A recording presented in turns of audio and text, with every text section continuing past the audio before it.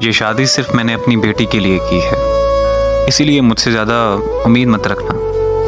वो उसे अपने बेड पर रिवायती दुल्हनों की तरह बैठे देखकर नागवारी से बोला, तुमने ये सोचा होगा कि तुम मुझसे शादी करके मुझे हासिल कर लोगी, तो ये भूल है आपकी, क्योंकि मेरे दिल में सिर्फ मेरी पहली बीवी बसती है।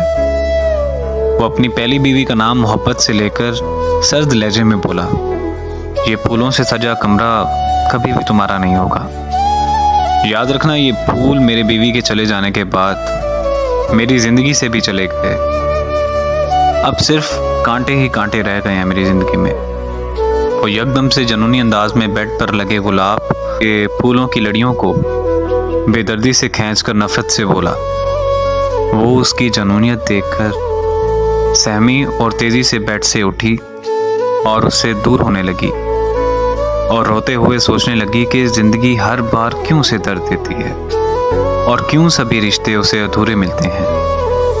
वो सख्ती से फूलों को फेंककर उसकी जानिब बढ़ा और उसे सख्ती से कंधों से पकड़कर खींचते हुए कमरे से बाहर निकाल दिया और सामने अपनी बेटी के कमरे के सामने पहुंचकर उसे धक्का देकर सर्द लहजे में कहने लगा, याद रहे कि तुम मेरी मौजूदगी में सिर्फ इसी कमरे में रहोगी, और अगर तुम्हें कमरे से बाहर देखा ना, तो वो दिन तुम्हारा यहाँ आखिरी दिन होगा।